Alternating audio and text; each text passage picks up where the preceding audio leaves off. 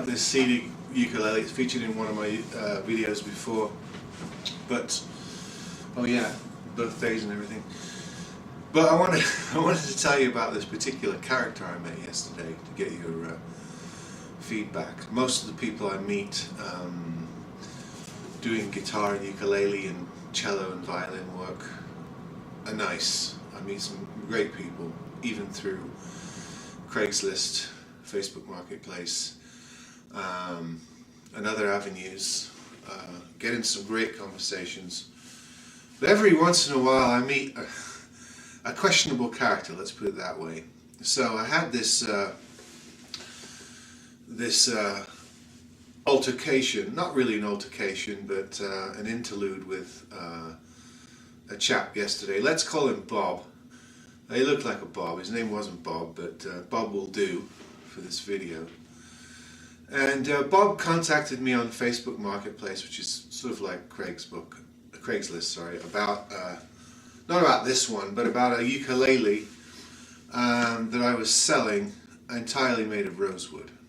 And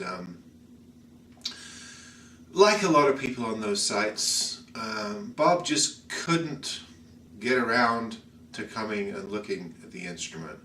We went back and forth for 2 weeks. This is the painful side of dealing with people on those sites, is 50% of people that contact you either end up not being interested, I don't know why they said they were, or they just, for the life of them, can't set up a time to come check out whatever it is they're supposedly interested in. And Bob was like that. So we went back and forth with messages. He just couldn't seem to get over to look at the ukulele in question, despite the fact that he lived fairly close. He always had some excuse. Then one day, the ukulele in question sold. I sold it. These things, whenever I put them up for sale, they go fast. They're very popular. Particularly because I do a full setup on them and I make them play really nice, and I make sure the parts are really crisp and clean. I go through and just do a full inventory of the instrument and fix any quirks, that kind of stuff. So they go fast. So the instrument that he wanted sold. I didn't have to, but I sent Bob a message and I said, the rosewood ukulele has sold, but I have a number of other ones that you might be interested in. And I sent him pictures of, I think, 4 different concert ukuleles. And he contacted me back and said, that's great. He says, I'm actually free this Wednesday. Can I come at 1 o'clock? And I said, sure you can.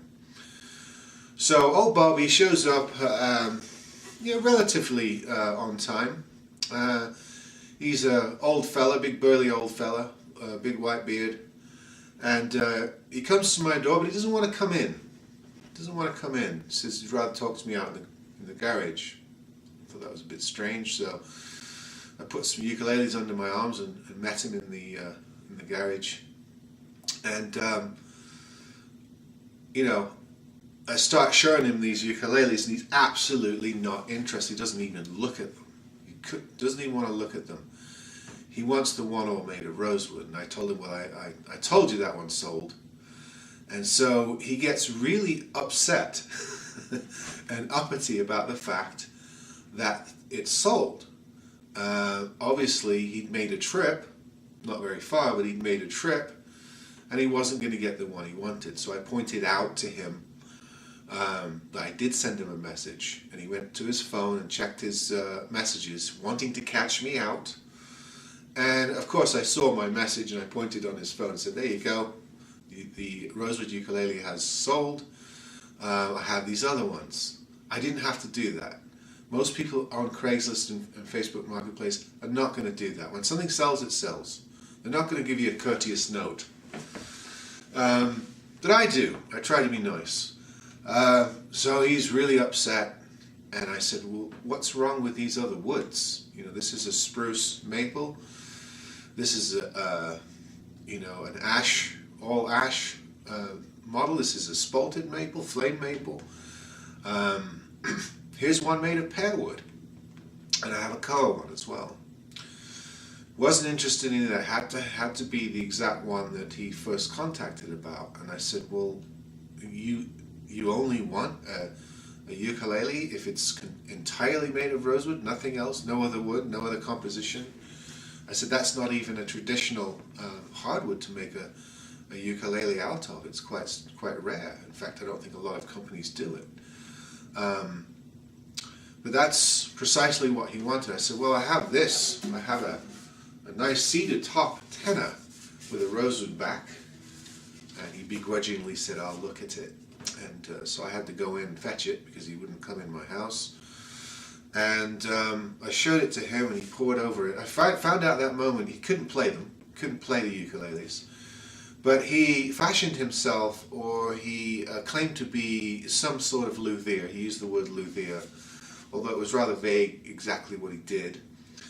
And he tried to prove it to me by commenting that I had selected a good piece of cedar. The grain is really tight, you know. You get guitar guys like that. They try to sort of prove their knowledge to you, which is fine. And then he holds it up and he says, well, he says, I don't know about this. He says, I could probably only sell it for $80.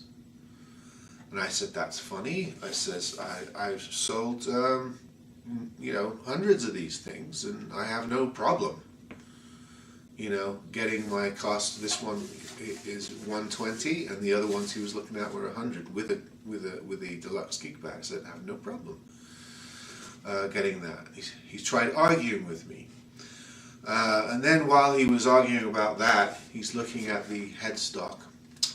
He says, well, I don't know about this. And I said, what? He says, well, I'm trying to establish a brand consciousness with my people, with my group, whatever that means. And, you know, he says, you know, it has to be a certain, we have to be able to identify the brand and work with that. And, I said to him, well, you contacted me to tell me you were interested in ukulele. It was clearly described, brand and all, on the ad. Your particular philosophy about brands is neither here or there. But he continued on this, you know, sort of looking down his nose at this ukulele and trying to belittle it. I knew what he was doing. And I said, by the way, I disagree entirely with you. I says, I don't put much stock in logos and brands these days. Most of what you see on a headstock is not a maker these days. It's a distributor. They get made, and then they send them to certain distributors, or distributors order them, or OEM companies order them, put their name on them. They didn't make them. You know, it's where the instrument industry is going. I said, you know, not even Fenders and Guilds and Martins, you can't even be sure that they're even made by those companies. They do a lot of cross-branding, co-making, all kinds of stuff. You know, you really, if you're a luthier, you ought to look at the materials and the craftsmanship and not get overly concerned about what's on the headstock. He goes, well, I like my Mitchell better. I said, oh, well, I'm sure your Mitchell ukulele is very good, but I wouldn't hold Mitchell up as a brand to indoctrinate your group with. And by the way, if you want a top brand ukulele, you're talking Martin Kamaka, you're now in the thousands. You're looking at a ukulele here for $120. You can't compare it to those other brands, to the top brands. It's not fair. It's not honest. And, you know, we're going back and forth. I'm being very civil and very kind and very patient with the guy. I knew at this point it was going nowhere. And so he then switched to self-pity and, you know, the fact that he'd made a wasted trip of about 5 miles. And he made this last-ditch effort to me. He says, I'll tell you what. He says, most I can do on that ukulele right there is $85, and if you put a nice bag with it, I'll give you $85 cash right now. And for the first time in a long time, I looked at him and I thought to myself, I don't want to sell anything to you. I really don't want to sell anything to you. I'd rather keep this ukulele and play it and enjoy it than sell it to you for a loss. You want me to take a loss on my instrument so you can make a profit when you resell it. Now, you run into guys like Bob every once in a while. Bob is a predator. What Bob does is he goes, he makes appointments with people on Craigslist and Facebook Marketplace. And he goes over there, and the first thing he does is he tries to shift you from your normal mode of service, if you like, if you want to call it that. Most people are private sellers. That was the come to the garage thing. Then Bob tries to beat down your instrument with his superior knowledge. He not only was he had an air of superiority in the way he talked about things, he cut you off and did not listen to what you had to say. He was one of those types of people that was forming his next pontification while you were speaking. You could tell by looking at him, he wasn't listening to a thing you said. And what he's trying to do is drive down the value so he can make a last ditch offer and walk away with an instrument that you had intended to sell for, I don't know, $100, $120, for $40, $50, $60 less than that. Now, a lot of people who sell their instruments on Craigslist and Facebook Marketplace are not luthiers, are not experts. They've got something lying around they can make money out of, and they tend not to have a great education about stringed instruments, so they can be bullied. And that was his game, and he ran into somebody he couldn't bully. And when he made his last-ditch cash offer, I said no. I think I'll just keep it. Thanks very much. And we parted on civil terms and everything, but it's just interesting. I just wanted to put this video out there because every once in a while you run into these characters. And a lot of times it's always these sort of older guys who have been playing guitar for years. When they pick up the guitar, they're not very good, or they tend not to be, and yet they know everything, and they have all these anecdotes, and they know everything, and they have this marvelous collection at home, and they start rattling off brands and models, clearly trying to impress you and impress a sense of superiority on whoever they're talking to. Their sole intent is to belittle whatever they're after and the seller, and walk away with, get the item at half price. I've run into these types before. I haven't had one in a while, but old Bob, he was one of those, and I'm sure he's sometimes successful. I'm sure they're young kids selling the guitar they got for Christmas that they just never took to, and he beats them down on the price, and he manages to walk away. And then what he does is he resells it. And in a way, there's not really anything bad I can say about that. A lot of guys do that. They're trying to get something as low a price as possible so that they can then resell it, flip it, and make some money. And that's normal. A lot of people do that. It was just his manner. It was his devious way, and it was his bullying tactics that unnerved me. I was not going to sell anything to this guy. I was not going to sell anything to him. I was happy to see him walk away with absolutely nothing, no instrument that I had worked on. And I don't feel that way very often. In fact, I can't remember the last time I felt that way about somebody. And when I went back to my computer, I deleted his contact straight away. I have no intention of dealing with him or selling anything to him or talking to him. When he left, he said, well, I might hit you up again. And of course I was very civil, but in my mind I was thinking, no, you're not getting anything from me.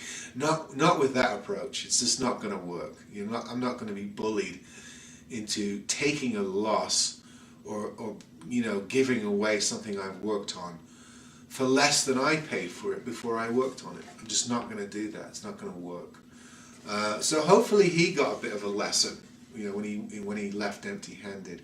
But be aware, there's predators out there. There's people that their sole intent is to beat you down and take whatever it is off you, you know, for far less than it's worth, so that they can then sell it for what it's worth.